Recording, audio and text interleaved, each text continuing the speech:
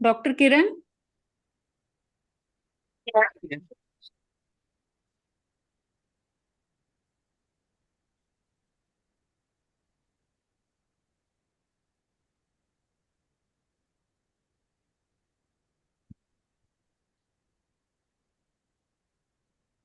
Dr. Kiran is MOC, na? Kiran, are you ready? Have you checked your slides? You can start. Kiran, we cannot hear you. Are you muted? Yeah, we cannot hear you.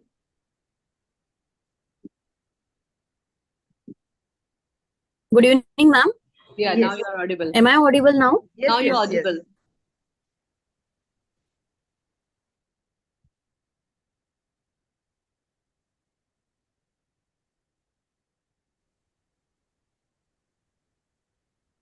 Dr. Kiran, your screen is frozen. She has some connection issues, I think. Yes, we cannot. It's not moving also. If the connection is poor, you can stop your video and run the slides.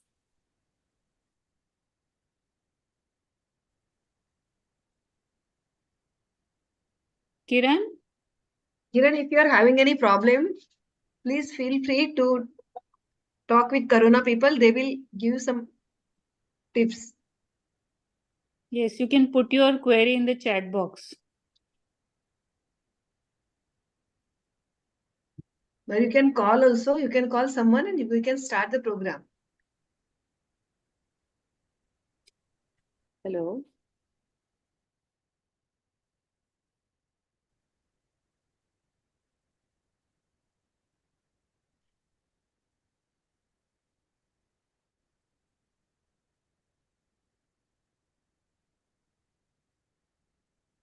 Bhakti? Hello, Bhakti. Yes, ma'am. Bhakti, please talk Ma'am, to Kiran. Personally, what happened to her? Yes. मी तिच्याशीच contact करायचा प्रयत्न चालेल. आणि करते. प्रेझेंटेटर वेगळे आहेत का तिच्याबरोबरच बसलेले आहेत? Presenter is with her. With her. मग तेच आता त्यांचं मग सगळ्यांचाच प्रॉब्लेम असतो ते एकदा विचारून घ्या. भैरवी जस्ट कॉल मी, तो तिला मी पुनः फैकल्टी लिंक सेंड करते. फैकल्टी लिंक फिर से भेजती हूँ मैं उसको. Not able to.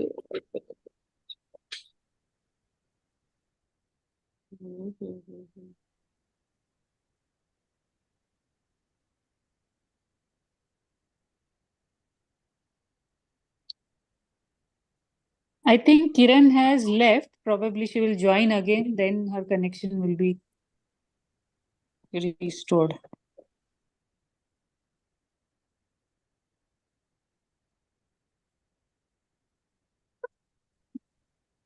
Okay. Again, I've sent link to Dr. Bhairavi. She will be joining.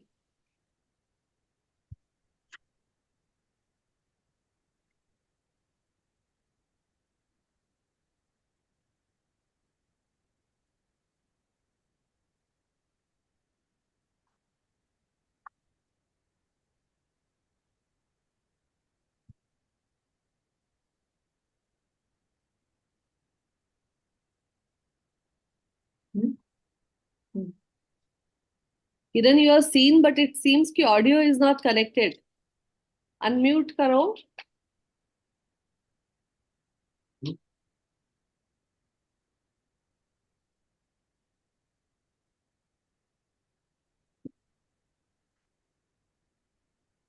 Hi.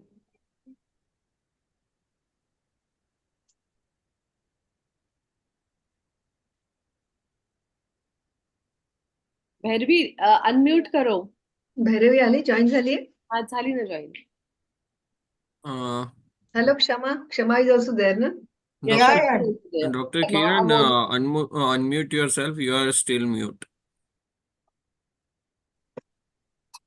Yeah. Yes, I am unmuted. If connection issue is there, please stop your video. Kiran, everything is okay now? Or the slides are not moving?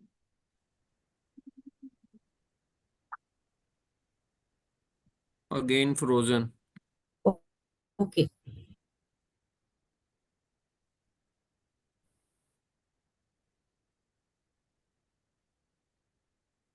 Presenter slides are not moving here. Dr. Leela's slides are not moving. Hello? Hello? I think she has some internet issue. But Can Dr. anyone Leela's slides are also not moving, so screen? we would have You started the can program. ask Dr. Sanket also. Sanket can start if it is available. Bhakti, can you talk to Dr. Sanket and other chairperson? Other chairperson, I think Shama ma'am is there. Amol Amol Shama has is there, but joined. then Amol, we can call Amol, but ask Sanket. I think Dr. Amol has also joined and Shama ma'am is also there. So should I call Dr. Sanket? Yes, you can call Dr. Sanket, so we can start Sanket's First, first. let Or us- we have one more. First, we have one more Bhakti, option. Bhakti, We just can. first ask Dr. Bhairavi and Dr. Asha, like, will it be possible for them to join after 1 hour? Yes. Hello, Doctor. Yes, Hello, also Bhairavi. Or Welcome, Bhairavi. Welcome, Dr. Bhairavi. Bhairavi, you're giving us chills with your, your jacket. We are getting the feel of Good Kashmir. day, everyone. I'm really sorry. Actually, there is a problem. Okay. Is it Okay, now? can you present now? You share your screen, Kiran. Am I audible now? Yes, Your audio is still not clear. ma'am. I have shared actually. Screen is Kiran, you can mail or share your PPT with Corona people, and you can stop sharing. They will move the slides. Can you see? Can you see my screen? No. We No. can't see. We You can we can't share the. see. Do one thing. I will rotate the slides. You mail me the slide and you dictate if it is possible for you.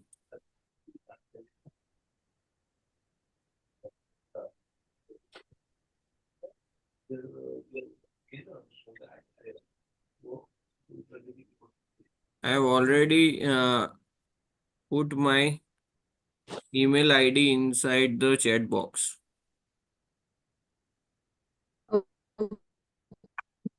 Still again, I His will put. network is her network band is So low. are we live? So we can stop the transmission But for a how? while.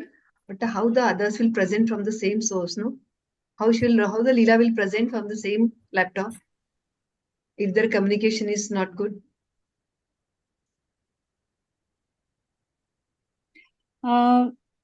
They have a common presentation. That's why. How she will, because they are sitting together, no? Yes, they are sitting together. If Corona people can run the slides, then they can present together.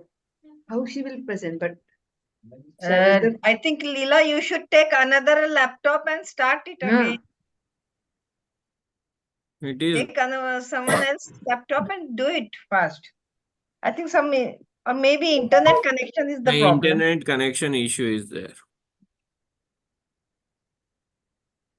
Or if you have Even that that, PPT there is a in big mobile, issue then there. you can run from mobile also.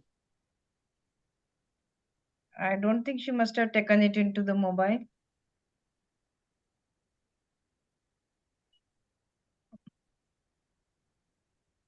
Okay, if that Sanket is ready, he can start his presentation. at least whether if she I'll can call talk, him. na? If she can talk, then she can start her presentation, na? Yeah, or Leela, we can do one thing. You have your case with you. We can have discussion. Yes. You can read your case, Leela. No You issue. can read. Yes. Kiran, tell her to start reading the case so that at least. Yes, ma'am. Yes, ma'am.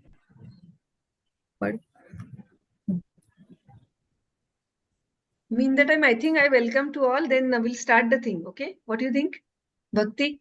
Yeah, madam. You can start your. We can start Let them welcome start. I will address. just welcome to all because everybody is waiting, and then let them just find out the problems. Ask her directly. She can put her the laptop like that only, and just connect with the mobile, and then give answers to on the mobile. Huh? Leela? Is it possible? Can someone Bhakti you can talk to her? like this. Let her present her this laptop, open laptop, but she can talk on mobile.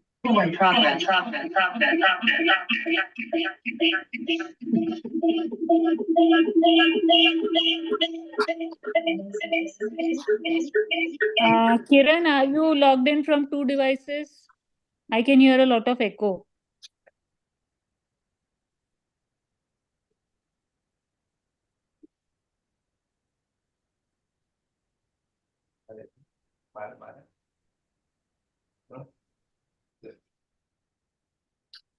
Bhakti, shall I start? Huh? Okay, there is some technical problem. We know that that's the main problem. We are so tech savvy, but sometimes we held up with such things. So a very good evening to all. I welcome you all for this PG Star series initiated by the Nagpur OBR Society. Now today it is in association with the Yavatma GMC. And thanks to Dr. Kshama Kedar for the wonderful for joining with us.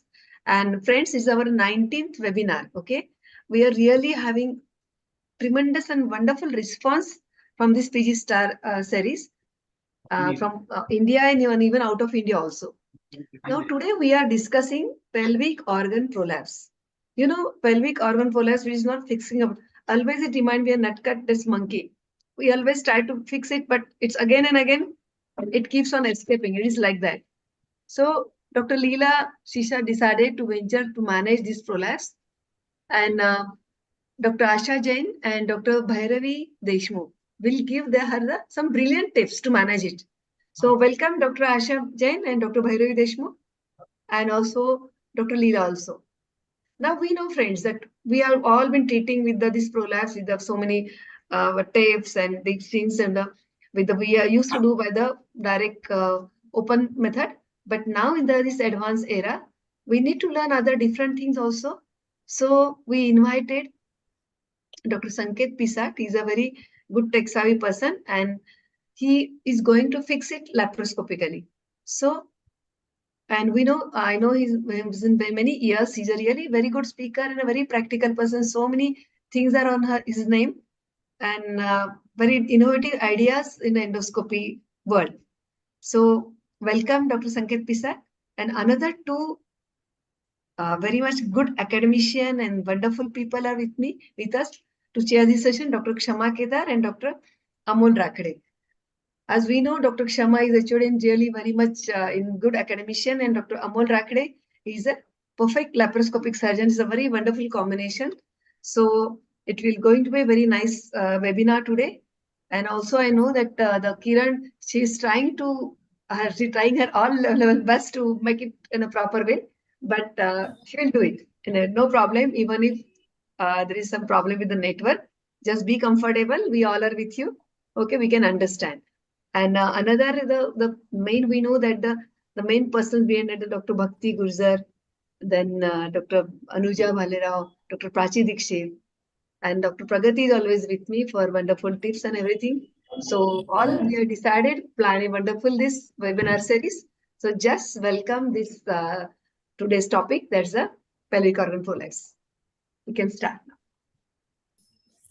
Good evening, respected seniors. Today, I am going to present a case of nulliparous genital prolapse. My patient was 25-year-old, resident of Mahur and illiterate, working as laborer since 6 years, belonging to lower socioeconomic status, came with chief complaint of something coming out of vagina since 2 years, and pelvic discomfort and backache since 6 months. Patient was apparently normal 2 years back when she noticed something coming out of vagina, which was insidious in onset and gradually increasing in size, which is aggravated on physical exertion like squatting, puffing, lifting heavy weights. It was initially small size and self-reducible on lying down, which was progressively increased to present size associated with difficulty in day-to-day activities. History of pelvic discomfort and backache since 6 months, which gradually becomes worse by the end of the day and relieved by taking rest. Negative history, patient is not having no history of increased frequency of maturation, burning maturation, no history of dribbling of urine on cuffing, involuntary maturation, no history of discharge or bleeding per vagina, no history of chronic cough, constipation, history of manual repositioning of mass during defecation, no history of anal incontinence of flatus, liquid or solid stool. Menstrual history. My patient attained her menarche at 15 years age. Her menstrual cycle was regular, no passage of clots, and not associated with dysmenorrhea. Obstetric history. She was nulliparous. Marital history, married since 1 year. Family history, no history of connective tissue disorders or genetic disorders in the family. Past history, no history of chronic cough, constipation, bronchial asthma, no history of diabetes mellitus and tuberculosis, no history of previous surgical procedures. Her sexual history, no history of, she's having history of dyspareunia since 6 months associated with coital difficulty. Personal history, she is on mixed diet. She's having a regular normal sleep cycle, normal bladder and bowel habits, no addictions and drug allergies. She is laborer by occupation. On general examination, patient is conscious, cooperative, well-oriented to time, place, person. Patient is averagely built and nourished. Weight is 49 kg, height is 152 centimeter, BMI is 21. Her BP is 120 by 80 mmHg, pulse is 72 beats per minute, respiratory rate is 16 per minute, febrile, no pallor, icterus, cyanosis, lymphadenopathy, edema or clubbing. On systemic examination, on CVS examination, S1, S2 heard, no murmurs, respiratory system, chest, normal shape, size, symmetry, bilateral air entry present, no added adventitious sounds. CNS examination, no focal neurological defect seen, no skeletal abnormalities seen. Per abdomen examination, on inspection, abdomen was flat, umbilicus in center, midline and inverted, no scar marks or dilated veins seen, all hernial sites free on cuff impulse. On palpation, abdomen was soft, no mass palpable, no organomegaly. Local examination, patient is in dorsal position with parts adequately exposed. External genitalia was normal. External urethral meatus appears normal. Introitus appears to be gaping with cervix seen protruding 1 centimeter beyond the introitus. Vaginal rugosities are present and moist. With full bladder, on straining, involuntary leakage of urine is not observed. After emptying bladder, on maximum straining, descent of cervix with external cervical os as most dependent part was seen. Perspeculum examination, examination of anterior vaginal wall, no cystocele seen. Examination of apical compartment, cervix was seen outside the introitus, suggestive of apical compartment prolapse. No congestion, hypertrophy or decubitus ulcer noted. Examination of posterior vaginal wall, no rectocele seen. By bimanual examination, mass was reducible, uterus retroverted, mobile, normal size, no adnexal mass seen, bilateral fornicis free. Per rectal examination, external anal sphincter tone was normal, levator ani muscle tone was normal by Oxford score 5 by 5. Sacral reflexes are seen, bulbocavernous and anal wink reflexes elated bilaterally and normal. According by pelvic organ prolapse quantification, I made a 3 by 3 grid of my patient.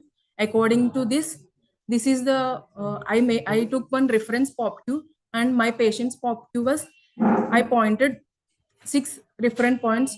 2 are on the anterior vaginal wall, 2 are on the posterior vaginal wall, and I took 3 measurements. One is genital hiatus measurement, one is perineal body measurement, one is tibial, that is total vaginal length.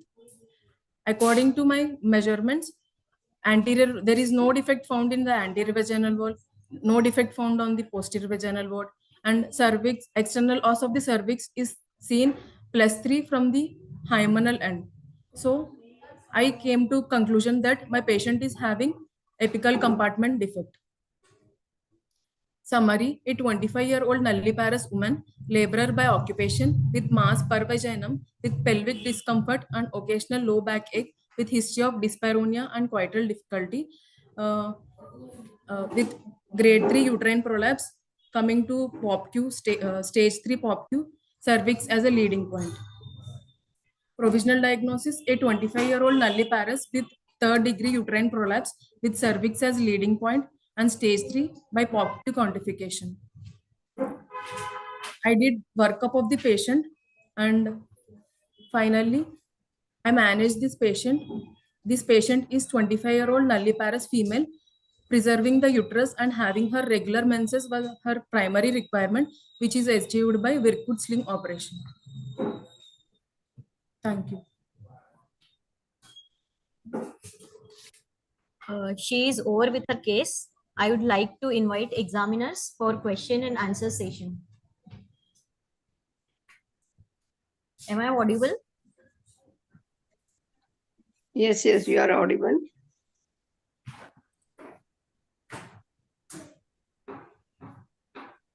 Hello. Hello. Yes, ma'am. So this is Dr. Asha Jain. That was a really excellent presentation. How did you manage the case? I managed the case with Virkud sling operation. Okay. Now, what was the BMI of the patient? BMI was 21. It was 20. 1, ma'am. Jyoti ko de do. Her BMI was 21. 20 or 21? 21, ma'am.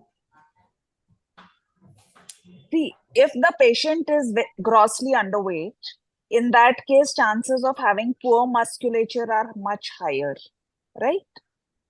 Yes, ma'am.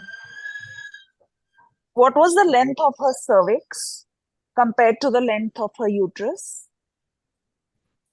The length of her cervix was, it is elongated, ma'am. Normally, it should be 3 centimeter. It is elongated by extra 3 centimeter. It is 6 centimeters, ma'am. So you had a 6 centimeter cervix. Yes, ma'am. So was that the vaginal portion or the supravaginal portion? It is supravaginal elongation of the cervix. Okay, where's my other examiner? Ma'am, I'm there. I'm Dr. Berry. I'm there, ma'am. Namaskar, ma'am. Namaskar, namaskar. Ma'am, you want to add? What investigations you had done? Ma'am, investigations, I did normal routine investigations like CBC and USG abdomen pelvis, urine routine microscopy, chest x-ray. Those I did all these investigations as a workup for surgery. Anything special in the ultrasound pelvis? We can rule out the kidney pathology because in prolapse there may be kinking of ureter due to procedential. We can rule out any kidney pathology. Okay, but there was And we no can defect also in the rule out any. anterior or posterior compartment. Okay, that is what you said, that there was no anterior or posterior compartment defect. Yes, ma'am. So then, what are you supposed to see in that ultrasound? You mentioned that the uterus was retroverted. Yes, ma'am. How is that significant? How is that significant? Ma'am, retroversion of the uterus is the first sign. First thing it will happen in when ligaments will get if there are any defect in the ligaments, the first sign is the retroversion of the uterus. So what happens if the uterus is retroverted? Axis of the uterus is shifted. Okay, it becomes in line with the vagina. The cervix was anteverted or it was retroverted? Cervix was anteverted. Not possible. But Bharvi ma'am? You are asking right question, ma'am. But the kid is a bit confused. Picture it in your head, my dear. When there is one angle between the vagina and the cervix, and there's another angle between the cervix and the body of the uterus. Okay? Now think and tell me whether the one is version, one is flexion. Okay? So the cervix on the body of the uterus is flexion. So describe your uterus. It was retroverted, retroflexed, retroverted, antiflexed. What was your uterus? Did you do your scan yourself? No, ma'am. It was Did done by you radiology. see the images? You must have read the report, but did you see the images? Yes, ma'am. So then describe the image. It was retroverted uterus, ma'am. Retroverted. And what about flexion? Antiflexion.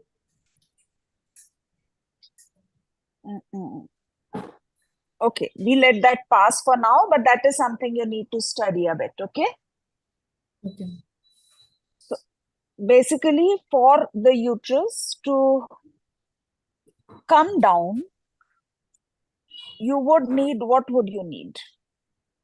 You would need that it becomes retroverted and retroflexed so that the angle of the vagina becomes one with the angle of the uterus. So it can just slide in and out because it was a reducible mass, right? Yes, ma'am. When she was lying down, was it still lying outside or it was going inside? It was it was lying outside, ma'am. Even when she was lying down? After straining, it was coming outside, ma'am. When there is no straining, it was going inside. On resting, it was going. It was going in. So it was sliding in and out, right? Yes, ma'am. So what are the causes of nulliparous prolapse? There can be due to connective tissue disorders or congenital weakness of the ligaments. There may be familial history, genetic disorders. What was the cause in this patient? Malnutrition. In this patient, what was the cause in this patient? In this patient, she was laborer by occupation. So there may be malnourishment may be the cause. And due to malnourishment, there will be asthenia of the muscles and ligaments. So weakness of ligaments. You remember may be... I asked you what is her BMI, right? Now can you correlate why I asked the BMI? Yes, ma'am. A BMI of 21 is not malnourished. It's a normal BMI for somebody who's 24, 25 years old. Yes. So then what is the cause in this patient?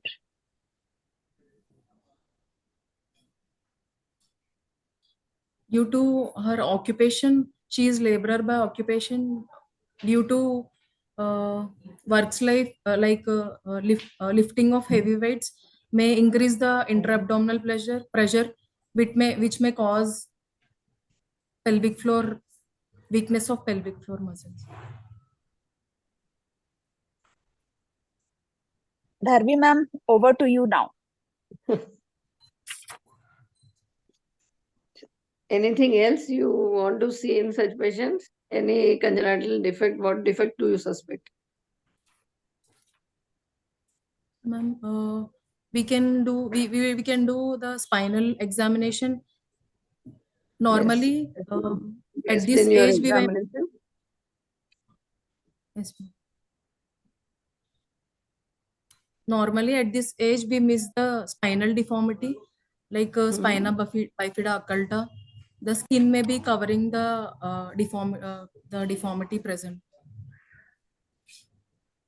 You should have checked in your examination that thing. What is Oxford score? Oxford score is the to measure the levator arane power of the levator arane muscle. We score it based on the Oxford score. tone of the How do you levator measure? and muscle. How do you measure it? We measure by per rectal examination. We will keep our fingers, one at 4 o'clock and one at 8 o'clock position, and we will tell our patient to Who's Pooja contract. Panchesha? Ma'am? Or in log? We will ask the patient to contract her muscles, and based Yes. on that, we'll do Oxford scoring. In your patient, what was the Score is, score? in my patient, it यहाँ is हमारे 5 by चूहे की smell आ रही है दरवाजा in my खोलिए patient it is 5 by 5. Normally, क्या there is scoring from spray 0 से to क्या 5. होगा हमारा चूहा रहेगा तो If the score is 0, there is no Bunty को contraction. बुलवाइए There is no tone 0. If the score is 1, it is flickering of muscle. If the score is 2, it is weak. If it is 3, moderate. If it is 4, it is good, and it is 5, it is good. प्राण निकल गए Normal. एकदम तू घर भाग What was the घर management भाग you बहुत did देर हो गई surgery? सर से क्या बात हुई What are the major steps in your caesar के लिए surgery? क्या बात हुई सर से Ma'am, in my surgery, it is. Ma'am, in my surgery, it is Virkud slings operation. In this, mainly we concentrate to restore her childbearing function, and to continue her menstrual cycles, and to restore the anatomy of the pelvic floor. What advice you'll give after the surgery? We will advise the patient to not do works which increases the intra-abdominal pressure. So she's a laborer. Like So what? straining. She has If to leave any her job. lung pathology, we will treat the pathology which increases the intra-abdominal pressure. If anything, if it is present. You did her ultrasound. There is no pathology. Yes, ma'am. Dr.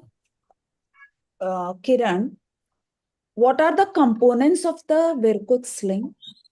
You said you did the Virkud sling. Even if you assisted that, what are the components of that surgery? Components of these steps of the surgery are we will open the abdomen by transverse incision, and we will enter the peritoneum. In that, one end of the sling is attached to the posterior part of the cervix, and second end is attached to one right side. One end of the sling is attached to the anterior rectus sheath, and left side, one end is attached to the anterior longitudinal ligament, which is attached to the spinal sacral promontory.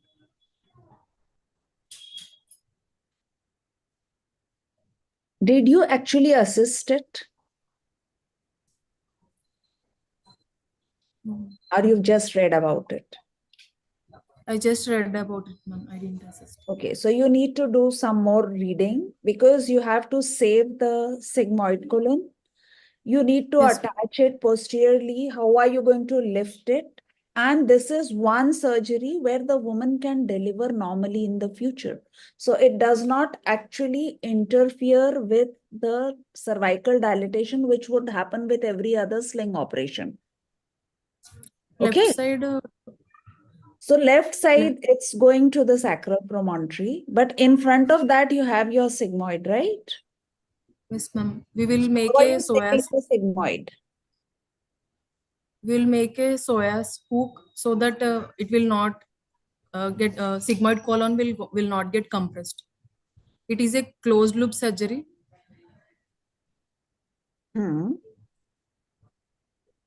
It is a open loop surgery, ma'am. Left side we will make a sigmoid hook, psoas hook, so that the sigmoid colon will not get compressed. And on the cervix, where is it attached? Relative to the uterosacral ligament, where are you going to attach the sling? The uterocervical junction. Isthmus. Posterior Just part now of you this. told me that she has, what kind of prolapse does she have?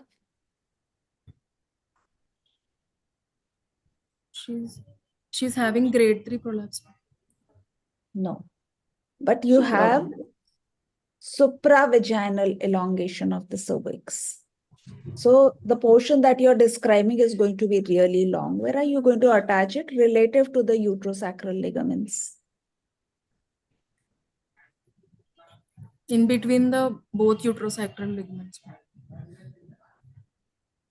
चलो sir का एक video देख लेना. Okay. Okay. You've presented it well, but you need to actually see the video, and you also need to read a bit more, because everything that you say has a clinical bearing. Why the uterus is, why the weight is important, whether she is cachexic, whether she is very muscular, what is her profession, what is the angle that she's having. You want to restitute that angle back to normal, right? When you're doing the surgery. Yes. So when you are attaching the sling posterior to the cervix, the uterus naturally becomes anteverted. Yes. So that whenever she has an increase in intra-abdominal pressure, it doesn't slip down. The angle that was causing it to slide is gone. Basic physics you need to read a bit. And I think that was a really good presentation. Little bit more work if you want to go for your exams with that. Okay? Yes. Yes. Bharvi ma'am? Yeah, I think it's okay. She has presented well. Surgery, she should have told more elaborately, and points she should have covered. Rest, I think it's okay. Yeah, we did not actually ask you, my dear, what other slings you could have performed, and what are the plus and minus of each. But if you're going for an exam, that is what also you need to know. Yes, ma'am. Abhi sir will be showing something, so you can have. Okay.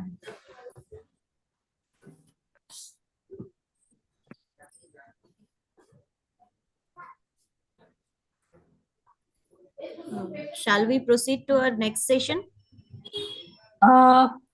We actually have 20 more minutes, so we can continue with the discussion. Okay. What are the other sling surgeries we can ask this presenter? There are anterior sling surgeries and posterior sling surgeries. In anterior sling surgery, there is Purandre sling surgery. In posterior sling surgeries, there is Shirodkar and Kanna sling surgery. And composite sling surgery, which is Virkud sling surgery. In anterior Purandre sling surgery, one end of the Mercillian tape is attached to the anterior part of the isthmus of the cervix, and second end is attached to the anterior part of the rectus sheath, anterior rectus sheath. It is the closed loop surgery, so there are more complications. There are more chances of bowel obstruction in these surgeries, and it is a dynamic sling surgery. In posterior sling surgeries, there are Shirodkar sling surgery and Kanna sling surgery. In Shirodkar sling surgery, one end of the Mercillian tape is attached to the posterior part of the isthmus of the cervix, and second end is attached to the anterior longitudinal ligament near this sacral promontory. And what are the major complications with this surgery? In Shirodkar surgery, left side there is sigmoid colon, so there may be obstruction of the bowels, and there is genital femoral nerve. There may be damage to the genital femoral nerve, which may cause psoas muscle damage and loss of sensation on the left side of the leg, and it may cause due to the sacral vessels, it may cause sacral hematoma. So what precautions do you take for avoiding these complications? To avoid this complication, to avoid the sigmoid colon obstruction, we make a psoas muscle hook through which we pass the Marcelin tape. And to avoid the sacral hematoma, we should not extend. We should not extend below the S2. All the sacral inferior sacral vessels are present below S2 segment of the sacrum. Yes, if they get injured, there is nothing. They get retracted and bleeding is very. You have to control. It is very difficult to control that bleeding. So you have to be very cautious at this stage. Yes, ma'am. This is the drawback of this surgery. Yeah.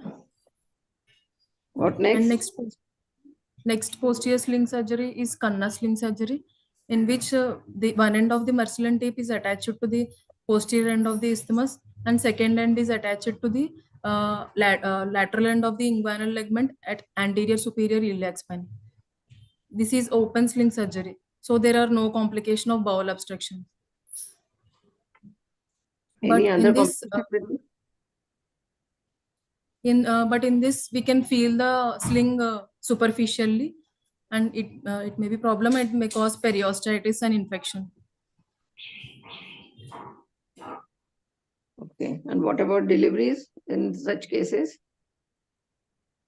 Can patient deliver normally? Yes, ma'am. In sling surgeries, we can give the trial of normal vaginal delivery, except there is an obstetric indication for C-section. But in anterior sling surgery, in C-section, in anterior sling surgery, the sling may be come in the way while during giving the incision on the uterus. So to avoid this, the incision should be given little high up to higher on the higher side. What are the exercises? Are there any exercises if you want to delay the surgery or you want to buy some time? Can we ask the patient to do some exercises?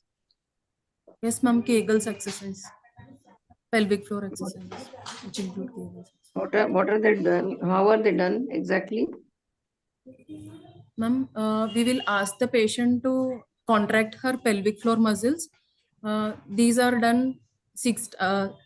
These are done six times for 15 seconds each, and per day she must do it for 6 times. And these are done for 3 weeks continuously. I want to ask you, what is Kegels? How is it done? Because patient doesn't understand. They don't do it properly. There's some technique. How? We will ask the patient to control the while voiding the urine. We will ask the patient to stop and control urine.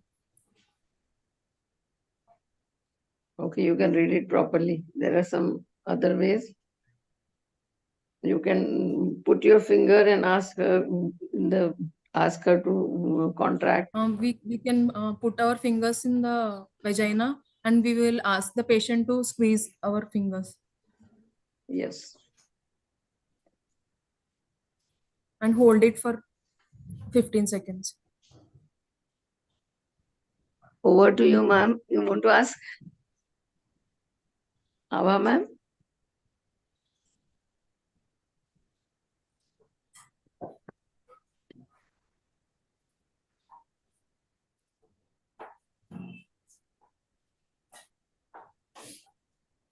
Ma'am, I think she had a patient in labor, so she might have left early. You can continue, ma'am. Okay. You can tell the audience POPQ also. You can tell in detail because I think some students will be online. Okay, ma'am. In POP quantification, we will make a 3x3 grid in which there are 6 reference points and 3 measurements. In 6 reference points, AA, AB, on anterior vaginal wall, we will take Your slide is AA. there? Do you have a slide for that? Yes, ma'am. You can demonstrate on that.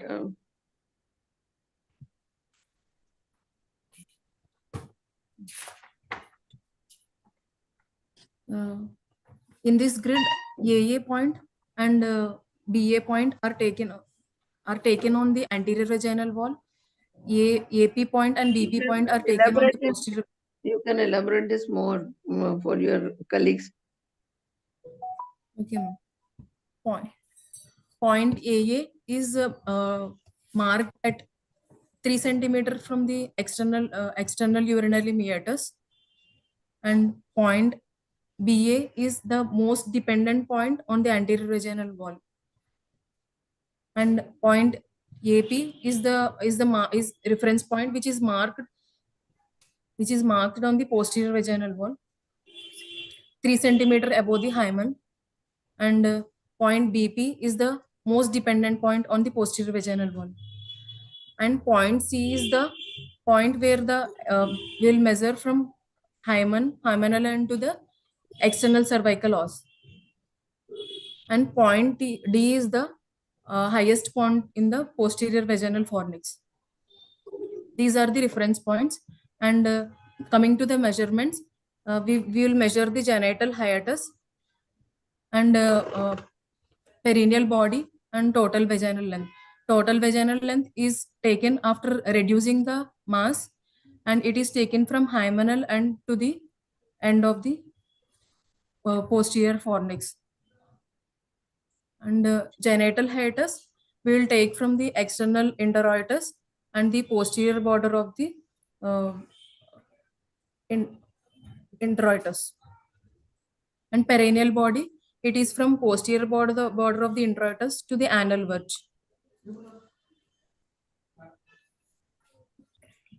So what are the findings in your patient?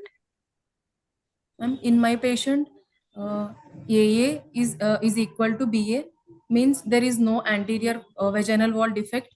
AP is equal to BP, there is no posterior wall vaginal wall defect, and C point is 3 centimeter below from the hymenal end, so there is cervical descent, and TVL is 8 centimeter, and perineal body is 2.5 centimeter, means there is little decrease in the perineal body, and genital height, genital introitus width got increased. Okay, what is the perineal body consist of?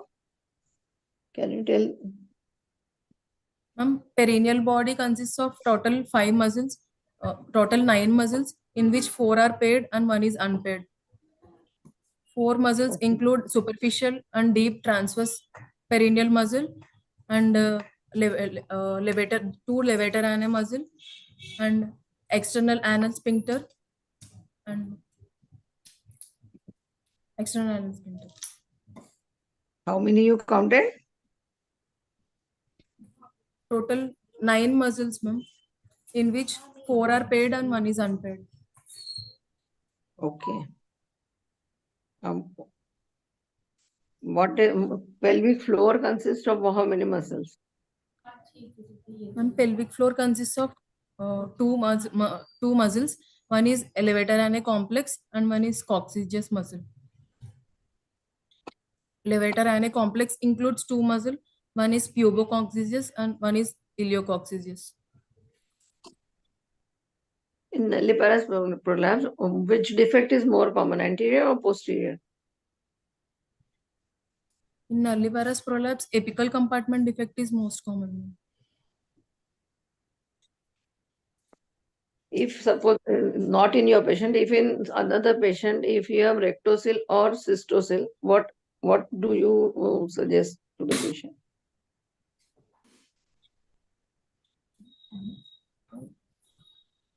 If you will do posterior sling surgeries, the rectocele will also be corrected. If there is a posterior vaginal wall defect, we will prefer to go to posterior sling surgery. Okay. What is sacrospinous fixation? Ma'am, sacrospinal, we will fix the posterior part of the cervix isthmus to the sacrospinous ligament. What are the complications with this surgery? Ma'am, in this near sacral spine, there may be pudendal nerve, so there may be injury to the pudendal nerve and vessels, which may lead to weakness of levator and a muscle. Hematoma, vessels, if there is injury to vessels, it may lead to hematoma. There is a ureter nearby, so damage to the ureter or kinking of the ureter does happen due to the sacrospinous fixation. So you have Yes, to ma'am. do cystoscopy after this surgery. It's better to do to avoid this complication. Yes, ma'am.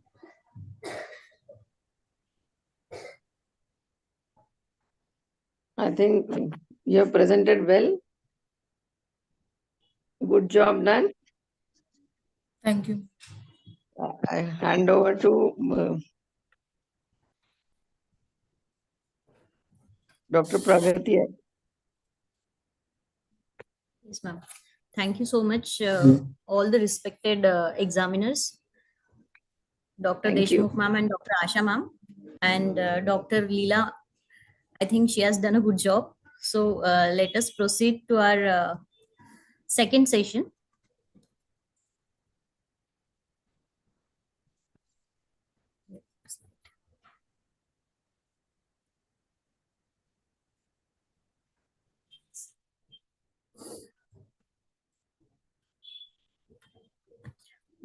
Second session is the Pearls of Wisdom. The speaker for that is Dr. Sanket Pisat sir, and the topic is role of endoscopy on pelvic organ prolapse.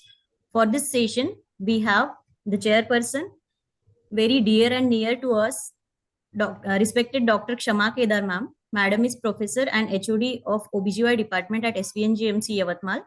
She was a president of Menopause Society in Nagpur 2021 to 23, vice president of NOGS 22-23, PG teacher since 30 years. Madam has developed unique workshop of pelvic anatomy and revisited evidence-based cesarean section. She is the author of book Pelvic Anatomy Revisited, Clinical Application, editor of book Practical Approach to the Menopause Management, co-editor of book on Foxy Ignite on RPL, written various chapters in reference books and Foxy books, faculty in national and international conferences, papers presented in national and international conferences, 35 papers published in national and international index journals. Madam got MS Signature International Award for Phenomenal Leadership in Advocacy and Branding of PPH. Madam won first prize for paper presentation and gold medal at 31st AICC RCOG 2017 and in National Conference of AIMW 2011. Madam also got Dr. Khandwala Based Paper Award 2016 and recipient of Gold Medal of NOGS 2016. Madam has special interest in high-risk pregnancy, HIV, and pelvic anatomy. Our next chairperson is Dr. Amol Rakhade. Sir has done MBBS, DNB, and FMAS. He is director at Om Hospital, Ramdaspet, Nagpur, and freelancer surgeon. Sir has interest in advanced gynec laparoscopic surgeries. He has operated more than 10,000 gynec laparoscopic surgeries, including endometriosis and onco cases, started fellowships in gynec laparoscopic surgeries, trained more than 30 gynec surgeons all over India in gynec endoscopic surgeries in last 2 years, and demonstrated live endoscopic surgeries in workshop. So hand over to respected chairpersons for introducing our today's speaker, Dr. Sanket Pisat sir. Thank you, Kiran, for such a nice introduction. And first, at the outset, I would like to thank Dr. Sushma and Dr. Pragati for giving us the chance to be chair such a interesting session of Dr. Sanket. Basically, we all know that prolapse itself, whenever a female gets a prolapse of a vaginal organs, she is really in a mess because her marital disharmony occurs, her problem, day-to-day problem also occurs. In such conditions, whenever she comes to us, we have to totally properly assess her and do the surgery. Right now, Dr. Leela has presented a very nice case and she has really done a good job. she has elaborated the regarding how to go ahead and what are the plus and minus point of all the sling surgeries. But when you are doing all these surgeries laparoscopically, what problems you are going to do get? Let's hear it from Dr. Sanket Pisat. He is a consultant gynec endoscopic surgeon of Mumbai, and he had a fellowship in gynec endoscopy from ETCA, Belgium, and University of Insubria, Italy. Member of Managing Council of Mumbai OBGY, faculty and endoscopic trainer of the Ethicon Institute of Surgical Education. He is a consultant gynec endoscopic surgeon of Mumbai and various hospitals in Mumbai. Published innovations like device Pisart's visual vasopressor injection needle, an internationally patented and published device for enhancing safety in laparoscopic myomectomy. Very good. Device shoelace knot, a method for reversible ligation of uterine artery at its origin in patient undergoing myomectomy desirous of future fertility. It's really honor to have Dr. Sanket Pisat with such a innovations on his name, and he is a awardee of various Make in India and Healthcare Innovation Award of 2018 by Professor Rajendra Prasad Gupta, and MOJS Dr. Pramila Bhatia Young Scientist Award for year 2010 and 11 and 13 and 14 too. So let's hear from Dr. Sanket Pisat what endoscopic surgeries he is going to demonstrate us or whatever he is going to tell us with the plus and minus point of each surgeries. Over to you, Dr. Sanket. Thank you, madam. Thank you very much for the invitation to be here. It's really a pleasure to speak to students anytime. Can you please tell me if my audio, video are proper, and I'll just share the screen. Please let me know if you can see it properly. Yeah, your audio is good. Let's share the screen.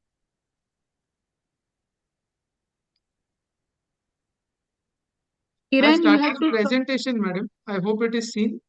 No. Kiran, you have to stop. Now it is seen. Yeah, it's seen now. Okay, visible now? Yes, yes. Okay, so in this short time, what we are going to do is we are going to take a broad overview of laparoscopic prolapse surgeries, typically mesh repair surgeries, and we'll just try to get some understand. As I understand, most of you who are listening are students, and so we will try to touch upon the principles and the methods of doing these surgeries without going too much technically detailed into the minutiae of exactly how to do the surgery. So, as far as your exams are concerned, and as far as practicing, those of you who are into practice are concerned, you must be able to know at least how these surgeries are done, what are the risks associated with these surgeries, when to choose which surgery, and then some certain principles of exactly how these surgeries are also done. So with that, let us start. In this thing, I have intentionally not included any surgeries for SUI because that will be yet another complete presentation. So we will just try and stick to the organ prolapse related surgeries, which is the cystocele, rectocele, and the walled prolapse and the similar kind. So we all know this. Genital prolapse can be vaginal or uterine, and in uterine we have uterovaginal or congenital prolapse. And in prolapse of only the vaginal wall, you can have either or anterior or posterior wall, which then manifests as either cystocele, urethrocoele, or a combination. And here it can manifest as rectocele, or in post-hysterectomy cases, it can manifest as a walled prolapse. So there are multiple ways to classify it. This is just one of those ways. Also, we know this that we have been classifying prolapse into first degree, second degree, and third degree, depending on where the cervix lies, at what level beyond the introitus after it is protruded, and when the patient has been checked in the lithotomy position with her bearing down effort. Also, now we know that there is a POPQ system of classification. Though this is a little difficult to implement and a little difficult to understand, it is now accepted the world over, and hence everyone who is doing their post-graduation or learning must understand this system, because this becomes as a replicable system for conveying one person's concepts to the other person. So this also should be known. But for the surgical point of view, we still sometimes go with the first degree, second degree, and the third degree concept. Now, what is cystocele, rectocele, and enterocele? That all of you are sure. The idea of putting this slide is only one. You must be able to differentiate between enterocele and rectocele when you see the patient in the OPD, because the management for both of them is completely different. You can understand that enterocele, which is seen over here, is a laxity of the posterior part of the vagina in its upper part, and it will contain a herniation of the omentum or a herniation of the sac. Rectocele, on the other hand, is a laxity of the lower two-thirds of that posterior vaginal wall. And while enterocele can be tackled by abdominal surgery, rectocele can also be tackled, but rectocele is much more easily tackled by a simple vaginal surgery, which is the P repair. So try to differentiate one from the other, because if you treat one considering that it is the other type, then the results are not as you would expect, and that results in patient dissatisfaction. So what are the types of prolapse surgeries? Hysterectomy, of course, is one surgery, but we are not talking about that today. We are mainly concentrating on the conservative surgeries. Okay. And there is a whole list of conservative surgeries in open. Many people have described several things. But practically, when you go to see, as far as the laparoscopic or sometimes now even the abdominal approach is concerned, there are only 2 or 3 surgeries which have withstood the test of time and are still being practiced. So, in terms of the uterus being descending, we all know that the cervicopexy or the Purandare's operation, also the Shirodkar's operation, had been practiced for quite some time. And the vaginal also, there are several procedures. Now, before we move on, these indications you already know. Young patient wanting to preserve fertility, wishes to conserve the uterus for menstruation. These are all the concepts. Now, understanding the defect is very important. At what level is the exact defect before you start repairing it? Because if the defect is at the lower level, so we have classified these defects into various levels, but easy for you to understand is just take a look at what level you feel the defect is in terms of a basic clinical examination. Is this when the patient is asked to strain, is it the uterus that is descending down first as the primarily organ which is descending? Is it the anterior or posterior vaginal wall, or is it just a relaxed perineum? And depending upon that, our various surgeries will be tailored.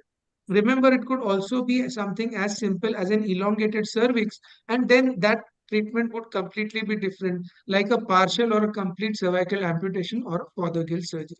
So these are the supports of the uterus. I'm not going too much into the technical aspect. We will directly first move on to the surgical aspects, and let's take a look at the 2 most commonly performed surgeries for prolapse, which are laparoscopic sacrocolpopexy and laparoscopic pectopexy, and how they are different and when one should choose what. So I'm going to share my video now. Please, if you could just tell me if the video is seen properly. So, madam, is the video seen properly? Yes. Okay, good. So first we are talking about laparoscopic sacrocolpopexy, and sacrocolpopexy for the most part has been said to be the one of the most time-tested surgeries ever. So a lot of people have been performing colpopexy both as open surgery as well as laparoscopic surgery, but the lap surgery obviously offers more benefits in terms of easier patient recovery. So this is the patient. This is a vault prolapse. Now you can see, just examining this patient, that it primarily seems to be a descent of the vault, I mean the apex of the vault. Obviously, when the apex descends, there is going to be some component of cystorectocele, but the major component is not that of a cystocele or a rectocele. So here, what we are dealing with is mainly an apical descent, and we have to correct that apical descent. So let's see how we are going to go about this one. So this is the initial examination. Now, first what is done is, that part of the video sadly is not recorded, but that is not a very technical part. You have to understand that the vaginal vault is going to not be free inside the abdominal cavity. Okay. Inside the peritoneal cavity, the vagina in the center is going to be obscured by the rectum posteriorly, and the bladder anteriorly. And once the organ, the uterus has been removed, the bladder and rectum are going to come and stick to the vaginal wall. We have had a patient referred to us with a complication wherein the patient was prolapse surgery was done abdominally. The abdomen was opened by phalangeal incision and using a Marcelin tape. The stitch was taken directly through the vault as it is and anchored to the sacrum. Now, when you do something like that, you have to understand that the vault is not the vault alone. It is the rectum and the bladder also adherent to it. So, it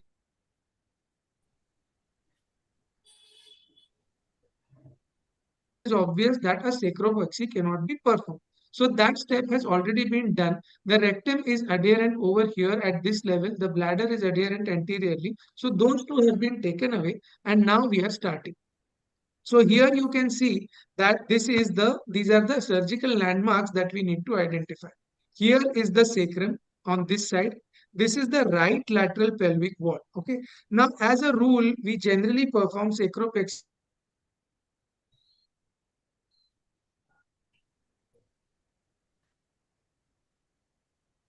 is not there on the right side. Thirdly, and most importantly, the superior hypogastric plexus, when it descends down into the pelvis, generally the nerves are seen to originate from the left of the midline and then they go down.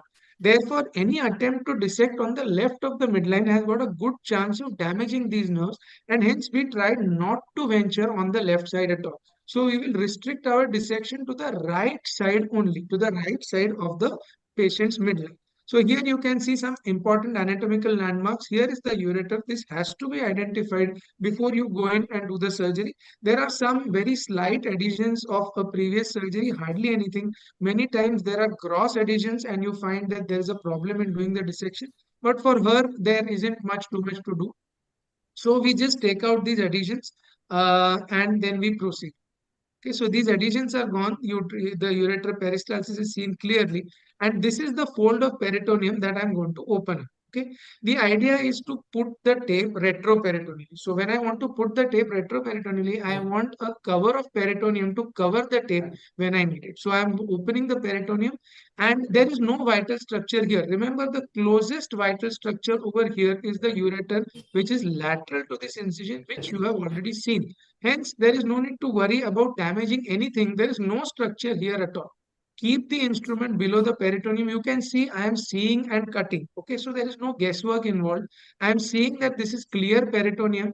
I am pushing the loose areolar tissue down. The CO2 is going inside and opening up the plane. And I can just cut and continue the incision caudally. This incision will be continued caudally up till the time that the peritoneum reaches the level of the vaginal vault. So I'm just going to continue to do this till the incision reaches the level of the vaginal vault. You can see here is the tented vaginal vault and I've brought the incision down all the way from here. And then like joining the dots, I'm going to join this end and that end. So the incision is continued caudally and you can see here I've kept the ureter in my view at all times. And I'm simply working below the ureter and gradually taking the incision up till there. All the folds are loose and so there is really no reason to be worried about damaging any structure at all in this area. Now, once that is done and the incision is complete, I am clearing off the fat and the areolar tissue from over the sacrum. And you can see that a whitish band has come up over here, which is nothing but the anterior longitudinal ligament. Okay. So our point of fixation is going to be this ligament or its continuation, but we do not want to fix. So our suturing point has to be this longitudinal band-like structure. We are not, you can see that there are blood vessels over here also. These are not the median sacral vessels. They will be still more in the midline, but these are also vessels that we need to avoid or be careful of.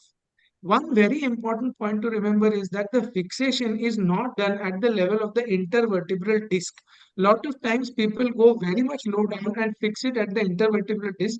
This causes inflammation of the disc, which is called as a discitis. And this discitis leads to prolonged pain to the patient for several months. So try to avoid that. This area is cleared off now, and now we are going to start off with the surgery. Also, you remember that when we are planning to do fixation of the mesh, we have got 4 quadrants of the sacrum through on which we can do the fixation. So let me just point that out again here for you. You can see that here we have, if I suppose I freeze the frame over here, and this is the entire sacrum, I can divide it into 4 quadrants, okay? And the top right quadrant, so the right cranial quadrant or the right upper quadrant means this quadrant is where I'm going to be doing the fixation. I will avoid the bottom quadrant because there is going to be the intervertebral disc over there, and I'm completely avoiding the left side because there are going to be vessels and nerves on the left. So the top upper quadrant is the one which is almost always used for doing any kind of fixation. So that part is done.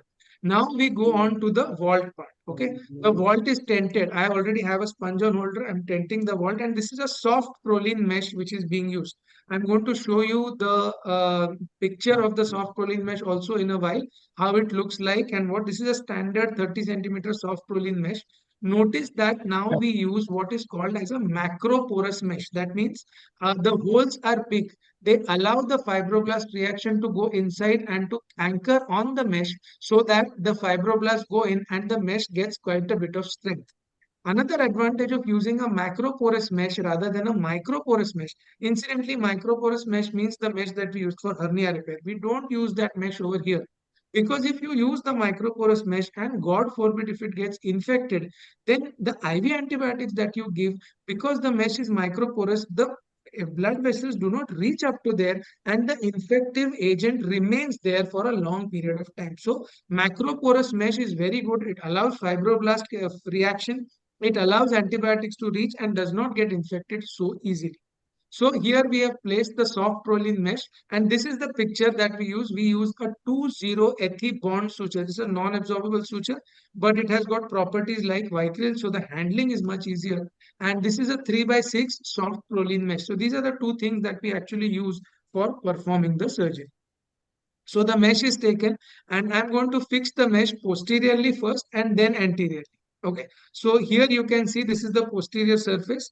I'm going to take the mesh, I'm going to place it there and I'm going to take 4 sutures. So 4 sutures on the posterior surface of the tented vaginal wall. 1, 2, 3 and 4. They will anchor the mesh in place. Okay. So here we can see that one of the sutures is being taken. So obviously the suture will pass first through the mesh, then it will pass through the vagina, then it will pass back again through the mesh and then it will be tied. So that the suture sits on top of the mesh and the mesh goes and sits over the vaginal wall comfortably. Okay, so this is the first suture that is being taken. The handling of the suture material is very good. And similarly, after the first suture is taken, 4 other sutures are taken in a similar manner. So let me just rewind that and show you. I think the view will come up at the end. So that is the posterior suturing. Now we come to the anterior suturing. So separate limb of mesh is used and put anteriorly. And now we are going to suture that one anteriorly as well. So again, I have gone through the mesh. I'm going through the vagina. I take care sometimes by passing a finger to make sure that the bite has not gone too deep. So it has to be deep enough, but not so deep that it goes outside the vagina. Otherwise, there is chances of erosion. So posteriorly mesh is anchored. Now anteriorly also I'm going to take 4 sutures and anchor the mesh properly. I don't know if I have a picture here. Yes. So you can see that by 4 sutures the mesh is anchored anteriorly and another limb of the mesh is anchored posteriorly. Now what we are going to do is this has to be the top end of the mesh has to be fixed on the sacrum where we pointed out earlier. So again some dissection is done. If there is any loose areolar tissue that is further cleared out. And now you can see that we've got a clear ligament. So the new ethibond suture passes through this longitudinal ligament over here. Once that is done, this suture again will pass through the same mesh, the top end of the mesh which I had put. So the two ends of the mesh, they are pulled up, they are sutured to each other to make a Y-shaped flap. And then the top end of the mesh is passed through the top end of the mesh and the suture is placed. So you have now got 2 ends of the mesh which are on the vaginal wall and a single suture which has been stem which has been pulled back and is put on the sacrum and is now tied. So the vault is now suspended to the sacrum. Most of the times, because the mesh is going anteriorly as well as posteriorly, minor degrees of cystocele and enterocele get corrected with this operation alone and no separate treatment is required. The excess of the mesh is now cut off and then the extra peritonization of the mesh is done, because obviously the mesh is irritant and we don't want it irritating the rest of the pelvic organs. So the peritoneum is closed and the mesh is put extra peritoneally. At the end of the surgery, when you see so this is it, this part is left open intentionally so that the bladder gets some free space to move and is not hitched up because of the fibrosis that is caused by the mesh. When you see this patient in the post-operative period, or when she comes back for follow-up, or even in fact on the table only, you can see that the vault has gone quite high up. The repair is there is no need to pull up the vault excessively, because some fibrosis always happens and further pulls up the vault in some time. So I think we have a picture of how the whole thing looks like at the end of the surgery. Let's see in a minute. Yeah. So you can see here with the speculum, the vault has gone up so high, and it has made a very good apex. There is no cystocele, there is no rectocele, nothing of the sort is seen, and patient is completely relieved. So this was about sacropexy. Now we will see yet another video which is of cervicopexy, pectopexy, and I think that should be good enough for me to convey the message. Madam, can I continue, or any questions on this you want me to take?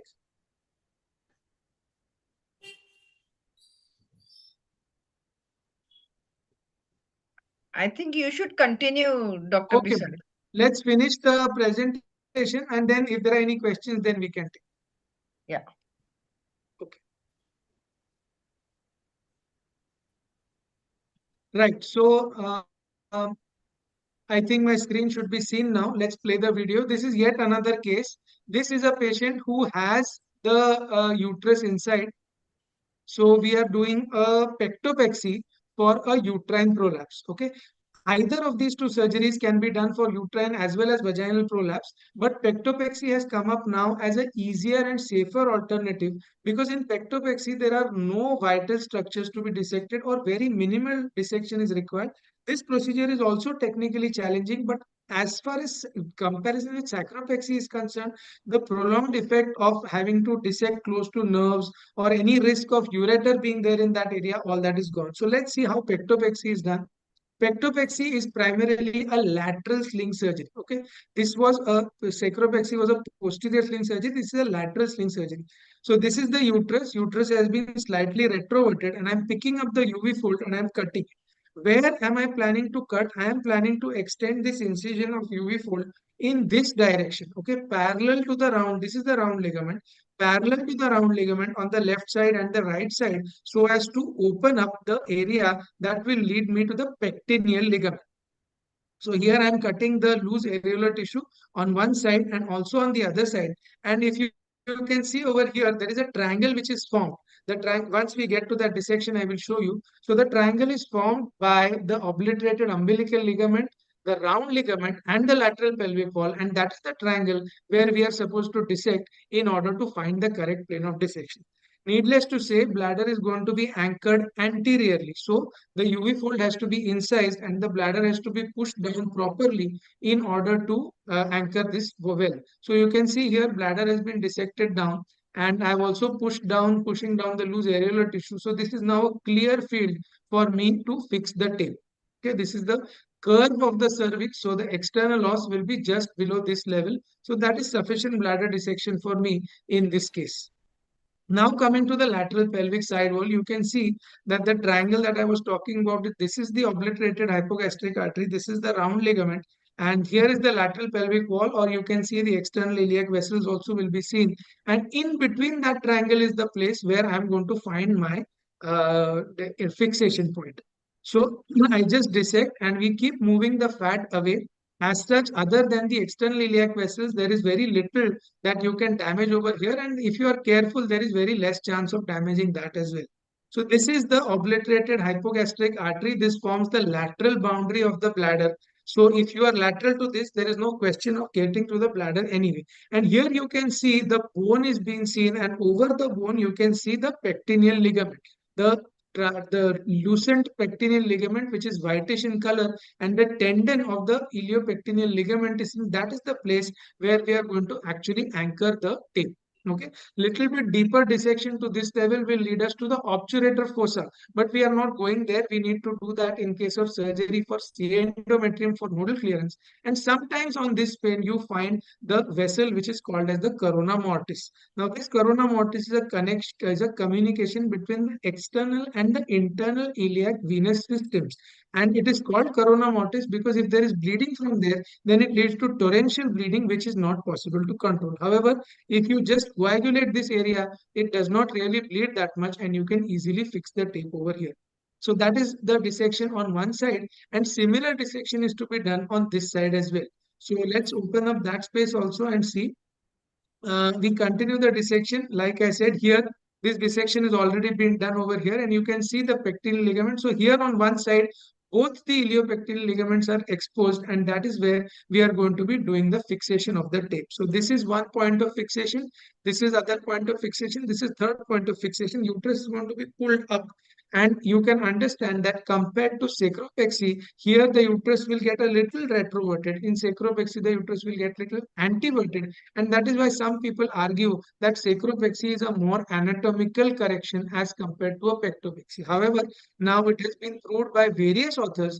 Incidentally, students should know that this has been publicized widely all throughout the world by Professor Gunterno, but it was actually an Indian who started, who propagated this, and then it did not become that popular at that time, but now it has become extremely popular. So now comes the mesh which has come inside. This looks like a microporous mesh, but this is another variety of a macroporous mesh only.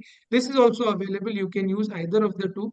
You can see that we have got a T-shaped mesh. And how is that T? This is the T, and these are the two limbs. So the T is on the vertical portion of the T is lying flat on the anterior surface of the cervix so that it serves a little bit for the A repair or for the bladder prolapse or the cystocele as well. Same suture material is used and four sutures are taken to anchor it to the anterior surface of the cervix. Once the central fixation is done, then comes the point of the lateral fixation. And this is the only difficult part inside this entire surgery because there is very little space at the level of the pectineal ligament to be able to turn and anchor the tape over there. So we are going to first take the suture through the pectineal ligament. It has to turn around in a very narrow curvature of radius. Then it goes through the tape and then the suture is placed. Okay, so this is the suture which is placed on one side and the same similar suture is placed on the other side. You have to take it over there. Before attaching the suture, you push the uterus up to achieve the correction that you want. And then at that level, you suture and put the tape back. Okay. So this is the tape. It has been, now we are again going through the pectineal ligament on the other side. And then we are going to go again through the tape on the same side. And you can see that the suture will be placed down and the tape will sit on both the sides with the uterus in the center. Before adjusting the final suture on this side, the uterus is pushed inside to make sure that the correction is adequate and then the whole thing is tied up. So you can see that the uterus gets pulled up and we are going to extraperitonize this as well so that the entire thing becomes extraperitoneal and it does not hamper with the intraperitoneal organs. So closure is the same. It is almost like a sacropexy which we had done.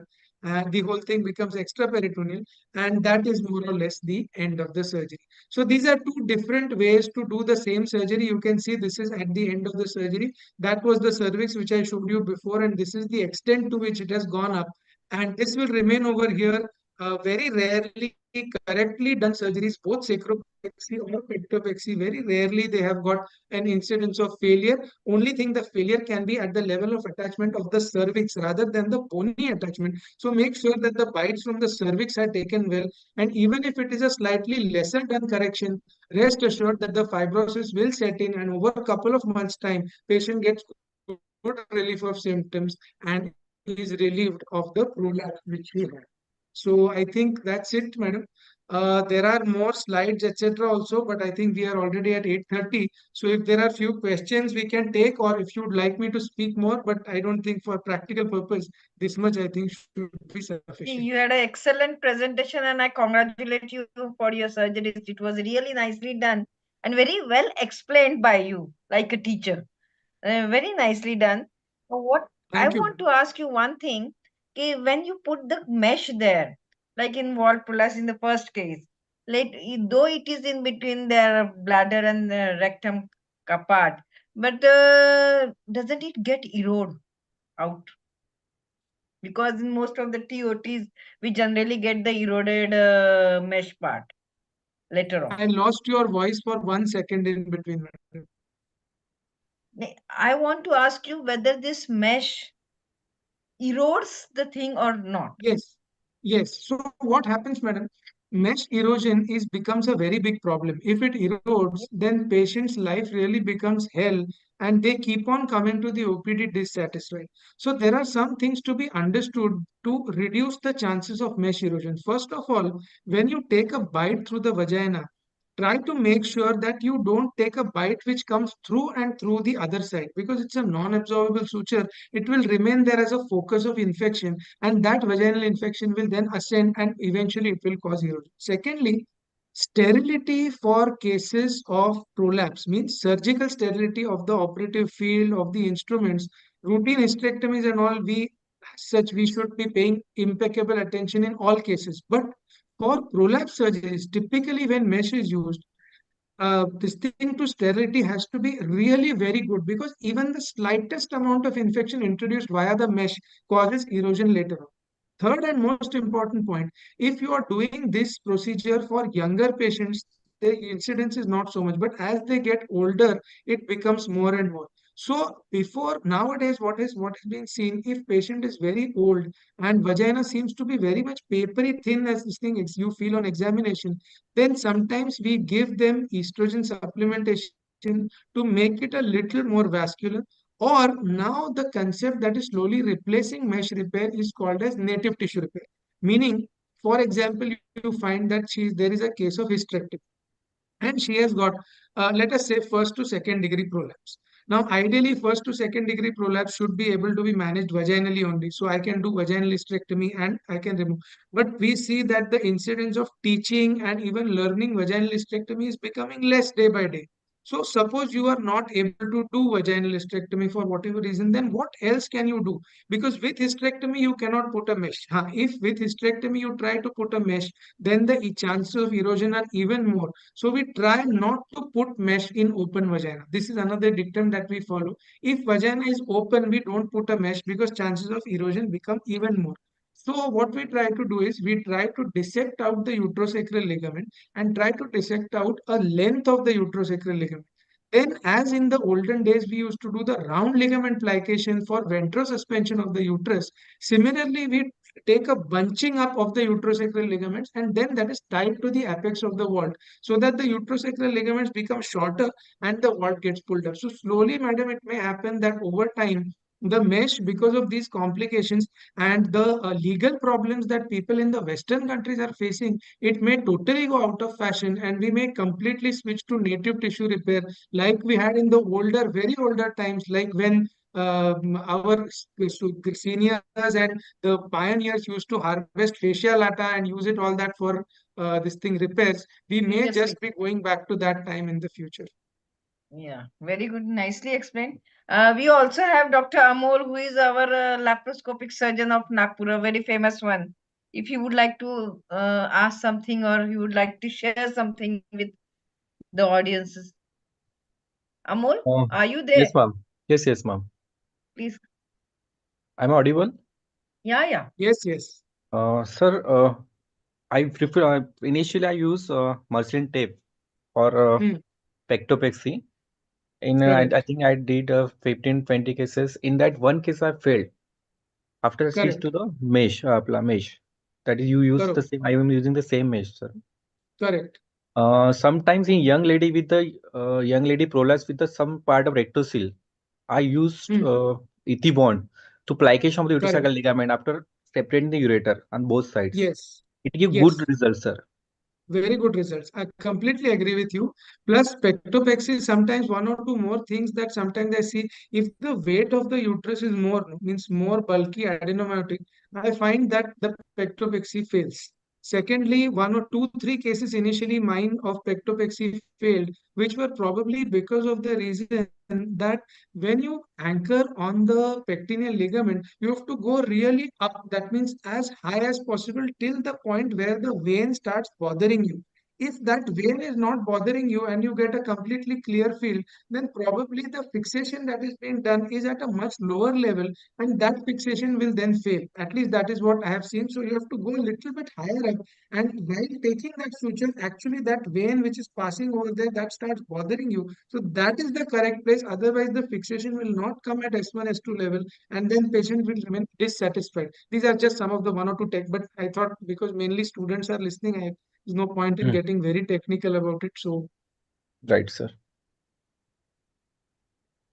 so thank you very much, madam, for the thank you, opportunity Dr. to come here and to talk to all of you, and been a great It pleasure. was Thank you very excellent. much. Your Thank you surgeries so were much, sir. also good. Very nice. Very nice, And sir. Thank you, explained madam. it like Thank a you. teacher. That's what I want to say. Thank you.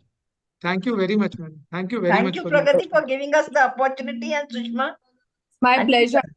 Sushma is busy with some very important. Sushma, are you there? Okay. So I take this opportunity. Good evening, all. I should say it was an excellent session, Dr. Sanket. We were just, mesmerized with your videos, and we were all in the pelvis with your scope, and so beautiful videos, so clear videos. So it was Thank really you, an ma'am. excellent and eye-opening session. Yeah, it seems कि कितना easy है. You were doing it so easily कि लग रहा था कि how easily it's going with through all the pains, retroperitoneal, and it was really excellent. So I'm grateful today that we in GMC Yavatmal, in association with INOGS Nagpur OBGYN Society, is conducting its 19th PG Star class today. So in those 19 classes, we have become such a close-knit family, and we are so happy and satisfied today that we have been able to share so much of knowledge. So much of light has been thrown on all the subjects, and with involvement of all the medical colleges of the Vidarbha. And I'm so proud to announce that for every PG star, nearly 500 to 700 is the viewership. And PG is not only from Maharashtra, but it is PG all over India and abroad. Within short time, we will get how many have logged in today. And so we are very proud for conducting this program. And today's presenter, Dr. Leela Sirisa. It was an excellent case, a rare case, but you presented so well. And today's examiner, Dr. Asha Jain from Raipur. Though her patient was in labor, she did justice. Dr. Bhairavi Deshmukh, right from Ludhiana. She was on the board, and we had a good discussion. Though it was very short, but very with clear take-home messages.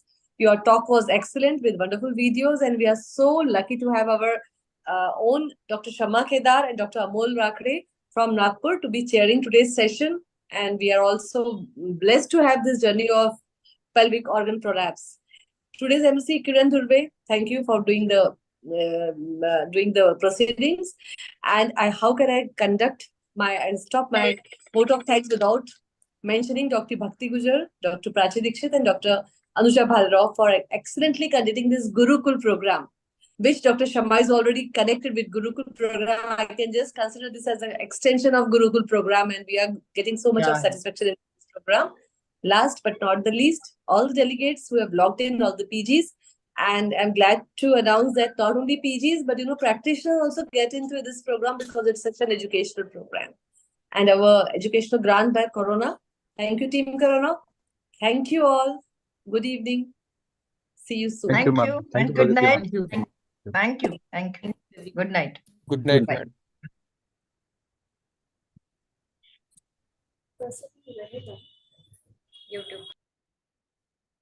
चलो अभी लो patient को